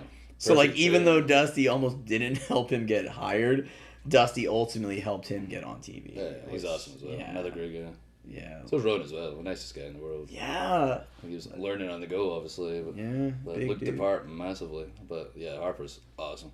He was involved for a while. Yeah, I've seen all the clips. Sure was, yeah. I need to watch more stuff, like the older shows. Tonight, when you laid waste to half the country, I remember Luke Harper back in 2011 in Philadelphia super kicked a woman in the corner and then beat up Rich Swann and then beat up someone else and did a promo saying he just destroyed every man, woman, child in the building. And basically tonight I was like, Gabe, it's like it was a lot of similar. I think I was missing a couple of things. I think I only hit a couple of dudes, a woman, the ref. Yeah. I wanted to run in from a dog so I could right hook it.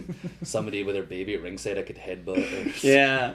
Super Dragon did once almost hit a child, by the way, in Ring of Honor versus CZW. I was there. There's a woman. I said by mistake, not the child gave him shit, so he just felt the need to I gotta do this as a man. I have to hit this child. Yeah, I couldn't believe it. I'm literally standing on bleachers, and this guy literally went like this. And I was like, "Wow, that's a heel right there. Like, that's terrifying." If you're gonna be a heel, be a heel.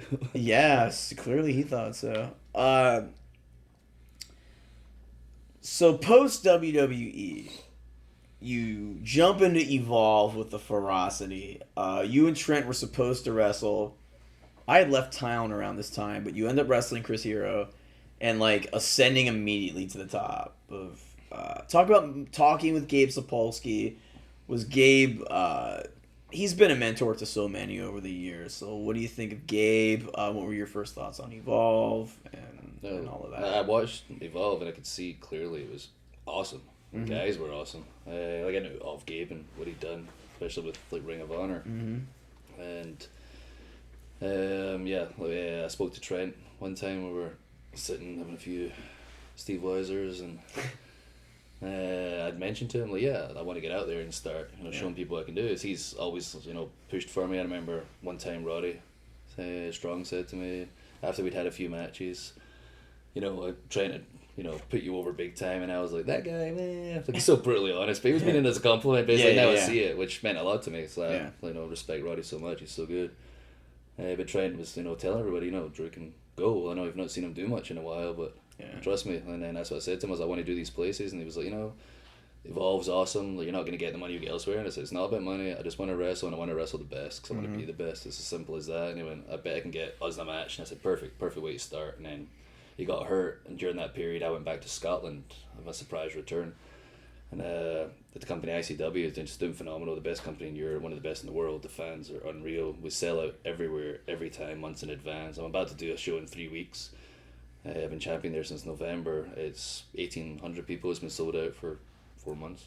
Wow. Something that's just unbelievable, the Scottish scene now. And I spoke to the promoter right away. I called him as soon as I was gone for WWE. Everyone's texting me every Tom, Dick, and Oh, that's when you showed up and it went crazy, right? Yeah. Everybody's texting me, trying to get me on. He's the one guy who didn't. It's like, he was like, well, Wolf Drew's upset. You know, I wasn't. It was the right time for myself and WWE to take a break from each other. Like, there's nothing they could do logically to get me in something serious. I just had to get away and do my own thing for a while. That's healthy. Yeah, and it was the perfect time. And I called Mark Dallas, the ICW promoter, and I said, what's up, blah, blah, blah. And he said, yeah, I've got some dates coming up, you know, if you'd like to do them. I just didn't want to text you. And so I said to him, why didn't you text? So, you might be upset. You're the one guy who didn't. I appreciate that. But here's the reality. What's the next show? And he went, this date, like 3 weeks from now. Yeah. And I went, I'm coming. Book the flight. I'll be there. And I said, there's the one thing I want. Don't tell anybody. I'm not going to tell my dad, my brother, anybody. I'm not going to tell anybody. Don't you tell anybody. So I think it was him, Jester, the guy I was going to attack, and Chris Renfrew. His like right-hand man are the only guys that knew. When I came over, snuck into Scotland, had my hood up, sunglasses. I took them down one time. The guy recognised me with passport control. Like, Scotland's so small. So my personal business is like national news. So like, he's the only guy who recognised me. I hid in my house for 3 days with the blinds closed and played Guitar Hero with my buddies, just drinking beer. It was awesome. I'd not been home in Scotland much over the past 8 years, so it's such a good time for the 3 days, but never left. I snuck out to go to my buddy's gym a couple of times with my hood on and stuff, and finally we went there and I was like, man, are we going to do this? Pull off a secret in wrestling? This is crazy. And they got me down to the basement, I remember. I could hear it from the basement how crazy it was. It was like 1,600 people that show sold out, and it was just wild all night. And I was like, wow, I wonder how they're going to react. How's it going to go? I really don't have a promo in my mind. We'll just see what happens when we get out there. And sure enough, the lights went out. I ran into the ring, almost broke my rib.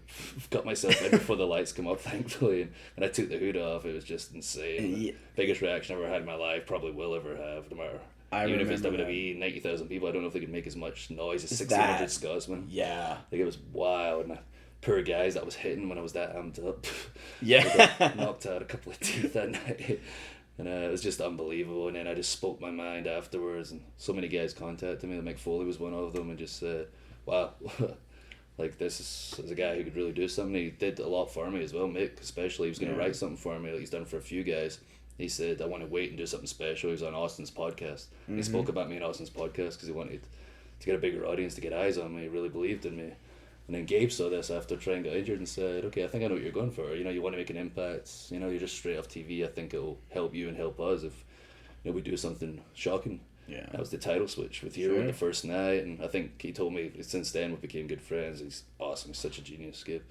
Here's something for you might not know. Since 2002, I've spoken to Gabe. I've always, like, when Paulie ran ECW, he had Gabe there to run shit by, like, after shows. Like, what did you think of this? This is my perspective, but I'm the booker. What did you think, like, from what you were watching? So, like, from Ring of Honor's infancy till, like, everything Gabe's done now, like, he would ask me what he thought, and there's been 3 people in history where I just got a text or a call or something from him. CM Punk, Jon Moxley, or Dean Ambrose. And the weekend you debuted, holy shit, he's like, oh my god, where's this guy been in my life? He's like, I need this person. He's like, he's going to be just, oh my god, I feel like I've been given a gift. He just was so impressed with you after that first weekend. I'm like, no, I feel exactly the same about the company. And his ideas are just unreal. I guess he told me originally, it was like, we'll do it, we'll see what happens, we'll probably take it off him quickly, and then it just developed the way it developed, and it went so well at first, and then I made it a personal mission, because I knew I was going to be traveling around the world, that people believed in me, and started seeing what I was doing, and I wanted to take that belt around the world, and I said right away, I'm going to get eyes on this place. These guys deserve more eyes. They're the best wrestlers in the world. Every single guy on that show belongs in that show. That's why we've only got 12, 13 guys. And when somebody gets injured, like the past couple of days, we can't replace them because you can't just bring in somebody that good, because there isn't many guys that good. That's what makes Evolve unique. And I took it around because I wanted everyone to talk about it. And, that was my personal mission. And, Gabe Sal believed in me. and Gabe come up with these awesome ideas every time, and where we're going to go next is what I'm most excited about. And you would just deliver time after time. Let's talk about the Ricochet match. With the basketball hoop. Oh, yeah, that was the second one. It was ridiculous. Yeah, the second one. Unreal. Like, I literally go out to the arena, like I say, and I like to think outside the box. I'll just go out to the arena sometimes and just look around, like, what can I do that no one's going to do tonight? Mm-hmm. The way I've like always been since I was younger and fit, especially drove it into me. And I was wrestling him. I was like, this guy's a video game character. He can do whatever I make up. And I went and looked at the hoop, and I went, I bet you could do something off that hoop. So I came back and said to him, there's a basketball hoop out there. If I pop you up, can you do something off it? He was like, yeah, I could probably run at you. I was like, okay, perfect.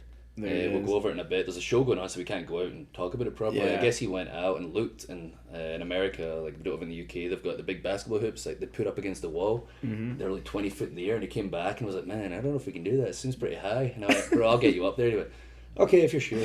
But he started seeming worried, and I was like, what's going on here? I'm getting him up there, but he's like, you know, he's like, I know, I'm sure you will, but let's go look at it. And we go out there, and he's looking up at this thing that's 20 foot in the air, and I went, bro, maybe that one over there that's 10 foot. Oh, okay. We didn't practice this. I put him up. He bounced off the wall. Hurricane had me. The next thing we did, he ran up the wall. I caught him, threw him up in the air. Caught him, and threw him off the wall.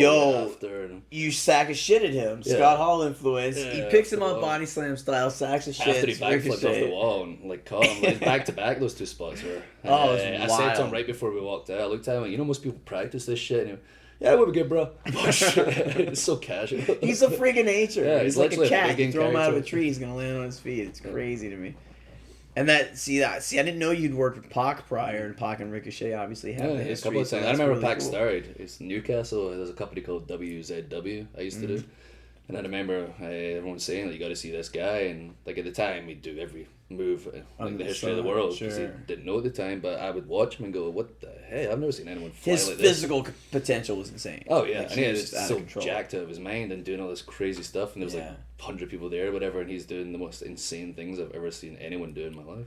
Yeah, I remember there was a guy, Jack Evans, who I was a big fan of. Yeah. Just in Mexico, he's over as hell there. I tagged with Angelico and Messia. Yes! And I was there at the Lucha World Cup in Mexico. I seen that, and Jack is my boy since 2003 because he was up in Canada with Harry and TJ and Teddy Hart, and he was just doing things that no one else had really done high flying wise. Yeah. But I then watching the videos. I remember breakdancing was crazy. He's such a character. Yeah. And now that him and Angelico are friends, and I didn't know about Angelico till Lucha Underground, and now I'm watching him, and I'm like, where did he come? Like last time I saw PJ, I'm just like, wait a minute, what is this guy? Where'd he come from? And I guess, South Africa, I was ignorant to it. He's so over in Mexico, like ridiculous. Yeah. The girls love him. Like when you say his name, you can just hear every girl in the building scream like ridiculous. Crazy. Angelico over with the ladies. And so over. And now, off topic, but you, Angelico, Jack Evans, and a litany of other human beings, you're going to make your PWG debut. Ooh. I'm excited. How about this? Yeah, it took a year, but I'm very, very excited. I recall. PWG. I don't know, like us say, we were talking about it earlier. Like, buddies with Adam Jones from Tool. And we were talking one time, and he just mentioned to me, like, yeah, I go to these PWG shows, and like, I love this tag team, The Best Friends.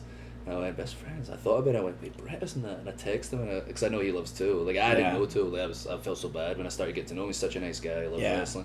He didn't care. I was like, I don't really listen for it. And I listened to it. I was like, oh my God, your band's amazing. And you do all that claymation stuff, and like, sure. But he didn't want it. Like, talk about that stuff. He liked the fact, like, I didn't know about the music at the time. But then I text Trent, and he's just, mind was blowing. Yeah, like the Best Friends, Chuck and Trent are over with Tool. That's unbelievable. I remember, and then Trent's like, yeah, bro, you got to get out there. It's great. It's LA. It's chill. The best crowd. And I remember he was tentative about it. But I was like, brother. Really? Like, these fans just... I've been fired up to go like crazy. Yeah. I'm so excited. Because I remember he was like, I don't know. And I'm like, brother, you don't understand. Like... That crowd in Reseda are just like the most feverish, hungry wrestling fans. I love it. That's and the thing about ICW in Scotland. The crowd are part of the roster. I said to the guy, you should just have like a roster section, like all of us, and then crowd. Like a picture. PWG is exactly the same. I love that. Like when they're involved with the show, like not that there's anything wrong with Orlando when they're sitting on their hands, but when the crowd are excited, believing it, love it, know the characters, it's awesome. Like, it's a communal experience when like you're in a crowd and you just feel it. and you leave. I remember watching 1994. I leave Hamburg Fieldhouse in Pennsylvania, ECW, Sabu, and Cactus Jack, and they break the beer bottle, and Sabu misses the acai and breaks his fucking ribs on the guardrail. And I'm just like, oh my god, I'm leaving there. I'm like, oh my god, I'm stealing a piece of this broken chair. I'm thieving this, because this is a moment in my life. I'm hooked. This is so far removed from any other experience I've had watching pro wrestling. Holy shit. Oh, yeah. And that's what happened recently. Yeah. Sabu. Yeah. For the first time. How'd that go? Good. The first match, not so much, because people kind of got in my ear, like, watch when he throws the chair, and I was like, oh my god, it's Sabu. I got myself wound up too much, and then I ran to give him a boot on the outside, and there was beer on the floor, and I slipped and knocked him out. I felt so bad. And I started chopping him, and I saw the look in his face, and I was like, I'm beating up a 50-year-old man. Like this, I've got it in my head. This is Sabu. Like, I got to calm myself down. And we talked afterwards, and he kind of, said, like, you don't have to smash. Like, he didn't realize I slipped him beer. That's why I kicked him so hard. And we spoke, because we had a match the next week, and I went, trust me, next week's gonna be different. You'll get to see how it really goes. A triple threat match with him, myself, and Jester in London for ICW's first time in London, and we tore the house down. He was awesome. I have a Sabu story. Sabu's my favorite. Like 1993, I first I watched Sabu matches because he was like one of the tape trader days for me. Like it was like Liger, Muta, and Sabu was just doing shit no one else would do. Martin Stone wrestled Muta back in the day. Did he really? I gotta talk. You'll see it on the tape when you find it. Yeah, clearly we got to get him on here. Sabu was just doing shit no one else would do with like Jerry Lynn and Candido and Waltman and all these people. I'm like, oh my god, who's this guy? He's moonsaulting on tables. He's going through tables with no one on them. He's insane. So ECW comes to Pennsylvania where I lived, and he's walking out to his car. Wow, there's my hero Sabu. I'm going to go up to him and ask him for an autograph. So I go up with my little program and pen. And I'm like fucking like 14 going on 6 at the time. So I'm like, here, would you please sign this? Get the fuck away from me or I'll kill you. And I went, ah! And I ran away like a puss. And like, I clearly didn't get my autograph that day. But then like 20 years later, I'm in like, was it Indianapolis, Indiana? Gabe booked him for Dragon Gate, and I was like, "Holy shit, there's Sabu." He's very nice. So I was like, "Oh yeah, I don't want to spoil things." That's why I felt so terrible, like knocking him out. Like I felt so bad, and like afterwards, he was giving like the speech he would give to like newbies, like for being stiff and stuff, not needing to be stiff. I work, brother. And wow. I was like, "Oh man, I feel so terrible." I slipped him beer. I was pretty much just said, "Wait till next week." And afterwards, he was so happy once he kind of saw how I usually wrestle, rather than slipping big boots on the outside. He wrestled Hero, and apparently this was like 2009 or 10 in Virginia, and I guess he broke his hand. Like, I hate this because like every Sabu story always ends with like Sabu injured somehow or like not feeling, but like he broke his hand. He just takes it back up and goes in. I heard recently that his shoulder's destroyed and he doesn't care. He's still going. Yeah, he's still going. He'll turn to dust. And he just go until he turns to dust. He was the one that invented super gluing wounds shut. Like, he got cut one time with barbed wire, and he's like, fuck it, super glue it. Invented it? Yeah, like, now it's like a medical procedure that's done. What I mean. Well, but at the time, he's like... trademarked? Yeah, well, you know what, I hope so. That would probably be good for him. But, like, he did that, and, like... I remember a really gross story I heard. Like, Candido always told this story that when him and Sabu were in Japan in, like, 91, 92... They had no money, so they'd like take cans of Dinty Moore beef stew and just put like hot water in a sink and then pour the shit in and like just eat it with hot water. I know, right? No, thank you. He showed me those scars on his arm, like they got infected. I think not long before from the barbed wire that he taped his bicep back together. The scars are crazy, and I think they just got infected not long before. And he was showing me it was horrible. I remember when Benoit dropped Sabu on his head in '94 in Philadelphia. They take him to the hospital, and when they take Sabu to the hospital with a broken neck, and he's fighting people off, everyone looking at him is like, "What the fuck is wrong with this guy? Look at all these scars!" And like, you just look at this guy on the daily basis. He doesn't look like your normal, human being that's going to go to Philadelphia General. So it's like, what the hell? And he's fighting them off. He's got these cuts and scars. Like, Jesus. In some kind of war. Yeah, for real. POW. Certainly was. God, we'll do some more name game. Let's talk about, you had a match with Johnny Gargano at WrestleMania weekend this year for Evolve, and one of the best matches of my life. Again, you're a big guy, but you could work smaller guys, and you have a way about you where everything you do is authentic, but we could always believe in the little guy, and there's an art to that. But talk about the match with Gargano and your thoughts on him as a talent. Awesome. Unbelievable. Everybody knows it's seen him, he's absolutely incredible in the ring, and we had this big build, Evolve champion, Dragon Gate USA champion, title versus title. The build just went great, and we felt it when we got out there. We could feel the crowd understood the story, they knew what was going on, and it felt like a big fight. And I remember at the time, I think I started with TNA not long before that, so I think most people assumed I was going to drop it as well.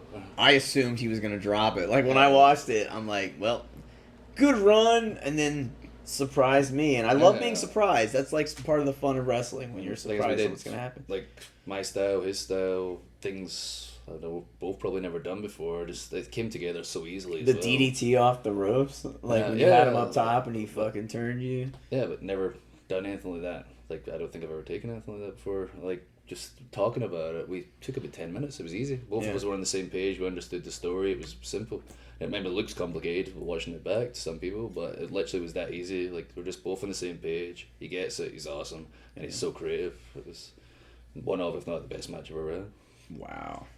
I looked at it as a updated, more technical version of Mike Awesome and Masato Tanaka. That's just me. Because you even did the DDT off the ropes. I remember thinking. I loved it. Like, it was very, emotional. Unfortunately, I had to leave from the show straight to the airport. Yeah, so you don't stop. Third, I literally went straight to San Francisco airport, got a flight, flew to Scotland, got there 8 p.m., went straight to the building, which was our biggest venue we've done, 2,000 people. And I was on, last defending the title there, and I got there 8 p.m. I think I went on at... I got to the airport at 8 p.m. I got to the building at 9 p.m. and then I was on at 10 p.m. So that was a fun couple of days. Damn. Let's talk about Roderick Strong. I got to call some matches you guys had, the one up in New York in the cage. He's having a banner year. Oh, yeah. Everything came together at the right time. You're the reigning, defending Evolve champ. You guys have all these great matches. Talk about them. Like, what do you think of him? Did you know much about him before you got... Yeah. I knew Roderick Strong. I knew how awesome he was. And I was excited to wrestle him the first time. And I remember, it's like same deal. We really feel weird talking about putting together matches. Yeah, I know. But we didn't talk at all before the first match in New York. And there was no plan for us to feud. We were literally talking about the match during the first match. And we were on third. And if you watch it back, we had all these crazy near falls. We literally talked about it once or twice. Yeah. And we went out there. We didn't talk about anything else. We just near falls, boom. Let's see what happens. And we're just both, similar philosophies, same people. He hits hard, I hit hard, and that's how it went. And the fans just were going crazy, and we were just going back and forth, and we barely had to talk during that beginning sequence. And near falls came together awesome, and the finish came off so well. I remember thinking at the time, I was like, wow, this guy is really good. And he's freakishly strong. Oh my god, ridiculous. For a compact little dude. I remember during the cage match, he gave me that suplex spinning knee break in his finish. And, it's so cool. Yeah, I was a cruiserweight, just threw me like a rag doll. But that first match, I remember consciously thinking, wow, this guy is really, really good. We're just going back and forth. We did the finish, went back, and Gabe, again, being so smart, just said, get back out there and drop Drew. Came out, said he saw something in it. And I felt something. Roddy was the same. We talked afterwards. Mm-hmm. And what did you do second? Was it the cage? Was the cage second or? I think the cage was second, and then there was a final after. We had the Ebor brawl where we just battled. The Ebor brawl was legit because basically it goes out in the streets. My finger got broken during that. I can't bend it past here. But that was a while ago. But yeah, that's the thing. We're both so aggressive and so physical. Yeah, we just, again, didn't really talk. We just said, we're fighting. The mic work, a poor, defenseless female ring announcer gets booted in the face. There's just so much good stuff happening there. Chop fight on the bar. We fought into the streets of Ybor. The people weren't shocked because if you've ever been to Ybor, there's more shocking things in the streets of Ybor. Truth. But we brawled everywhere. And I remember sometimes I'll spit beer in people's faces when I'm brawling. I stupidly got Jack or something. I went, oh! That was the biggest mistake when you're sweaty. And I remember Roddy tried to do it, and as soon as he turned around, I was on the bar, kicked him in the face. He spat it everywhere. Everything came together awesome. And The third one's the cage match again. And I love the series of kicks at the end. The whole thing, the way that was put together was so good too. No, that wasn't put together that way. That just happened on the fly. Like he was gonna do a couple of kicks. It just so happened the cage was shit, and I slipped. I saw a gap, and I wedged myself in it, and looked at Roddy. I'd have to tell him. Just looked at him, and just boom. He was smart enough just to keep going. The ref called it. Just like every time we get in there, it's just magic, and it's not like it's just with me and him. It's him and everybody. Yeah, he's that good. He's having a hell of a year for sure. Let's talk about this past weekend. Lots of big things happening. You lose the title to Timothy Thatcher. What's your thoughts on Tim Thatcher? And it's so different. Yeah. Like, I don't know. When he realized how unique he could be doing this step. I don't know where it came from, but he was brave enough to go with it. Try it, be different, think outside the box by doing what's old is new. Yeah. Just being like a traditional wrestler, like guys like him, Biff, Zack Sabre Jr., guys who've taken like wrestling, like Zack, especially with the British wrestling stuff, taking stuff that kind of looks pony if you watch it back now, but developing it into this modern, realistic style that just everything looks so believable.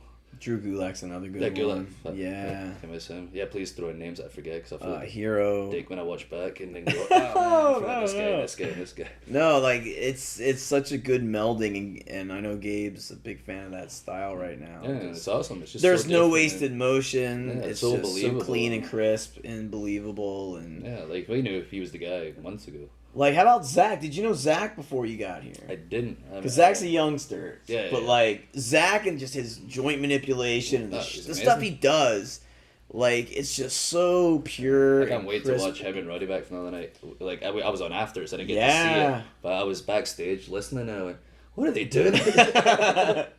And Gabe came over. It's like, I've never seen him so panicked. And he was like, okay, so Hero and Trevor had the match of the year. And then the next match was Super Match of the Year. Just be intense, guys. And I was looking at him like, Gabe, just relax. We got this. It's not going to be the same. Like, I was the one calming him down because he was just like, so great. oh my God, I screwed you guys putting you after these matches. No. But we were so confident. We both, like, Tim's so relaxed anyway. Nothing could bother him. And I was just, confident we were going to go out there. I said in the mic, like, I had like all my promos here and I don't even think about it. I just said, boom. It's hard. Like, when you're on last year, it's, it's a challenge because every match is match of the year. Every guy before you is so good. And, that's why I love the challenge. I love that. And I said, we'll give them something different. Two big motherfuckers beating the shit out of each other. And we certainly beat the did. shit out of each other. But that's what both of us, like, love that. We wrestled hard. We hit hard. And that was the right time, right place, and right guy to do it. And then Beretta. Check it. I remember you and Beretta. I think it might have maybe Superstar. I don't know what show it was. The one where he missed the plancha to the floor. That was SmackDown. Incredible SmackDown. Yeah, we had a 3-week feud over Kelly. Incredible. Like, that match, check it out on YouTube or wherever you can find it. Such a good match. So then when last year they announced it, I was like, yo, this is going to be so good. I was so excited. Trent and I were sitting on my couch in St. Pete talking about it. I was like, oh man, I can't wait for this. When he got hurt, I was gutted. I was like, oh no, like what's gonna happen? Who am I gonna have? It's my first match. And then I thought it was gonna happen a couple months ago, and then he was off to Japan and you were off a million places. So I'm just like, okay, it's not happening now. I was worried it wouldn't. It happened tonight. I loved it. Thoughts on Trent as a whole. Thoughts on the match. Incredible. Thoughts on working with Trent. Yeah, incredible. I'm so happy he's doing so well because he's awesome. So awesome underrated guy, so as good. a talent. He's He's so good. You don't even know how good he is. I mentioned it to him about being in the UK. Like a lot of guys will say to you, "You're in the UK soon." Yeah, cool. I'll make sure we work in this place. I said to him, "You're gonna be there soon." He was like, "Oh no, man. Like I don't know. Like just like how are people not booking you? I don't understand. I want to speak to people." Like when I'm talking to guys in the UK, he's just that good. He's the best shape of his career right now after the injury. Yeah. He knows what he's doing. He knows his character, and he has the most entertaining matches. The only thing that annoyed me was, the crowd were terrible all night long. But yeah, the crowd's kind of quiet. They're quiet folk. But we just had, fun. Two buddies enjoy pro wrestling, having a laugh. I like the way you built to him trying to get his finish. The power bombs in the corner was legit. There's just an intensity there, and then obviously the finish was badass. Like you laid waste to the whole crew, But Trent and you, I was really glad to see that finally pop off because Me too. he's so I told him good. afterwards as well. I was like, we're gonna do this again in the right venue. Yeah, for real. I said if this was not Evolve, I would have said let's not do certain things. Yeah. We still would have done it. We're crazy and love You're wrestling both too insane. much. Sometimes I remember we'd sit there with Heath, and sometimes he'd get annoyed, and he'd be like, "Man, I'm giving them 50%," and Oh, we'd go out there and it'd be like 150% every time. You can't. Sure. You love wrestling, you can't help yourself. Even if you're annoyed or down or whatever, Sure. you go out there and you have to give it your all. Because you remember, I'm sure you were backstage at the time, but it was like Trent, Heath. I want to say TJ was in the match. The Usos were in the match. With superplex to the To floor. outside, Insane. Yeah. And that thing has been bastardized, and people on the indies have picked it up. It's been done in Japan now. Like, Trent was always so hungry, and he just wanted it. And when he came back down to FCW and NXT, he wanted it. And he had these great matches. And I remember being in the office, and he'd be having these great matches, and I'd hear, I don't get it. He's not going to do it. And I'm not naming names. We could guess. But, like, no matter what he did, he was doomed because there was one or two people, or particularly one person that made sure, bound and determined that this guy doesn't need to be here. And it was bullshit because he's so good. Yeah, And I'm just glad. Sometimes when it's clear how talented somebody Yeah, is. and he's kicking ass now. He's IWGP Junior Champion. Okay, they lost to the Young Bucks, but he was. And he's doing really well. And you guys can meet PWG at Bola. Yeah, hopefully we have another match there with the crowd. Yo. Actually, book it. Is this going to be Let awesome? it Please happen. book that. It'll be awesome, I Please. assure you. They will set it off. Everyone will love it. Well, I think we might be about done here. I think we went through a whole myriad of topics. Yeah. And that's a big word for this time of night, but it's been fun. Thank you for doing this with me, big man. We got plenty more to talk about in the future, I'm sure. Yeah, man. We'll do a part 2 eventually. Thanks for tuning in, everybody, and we're signing off.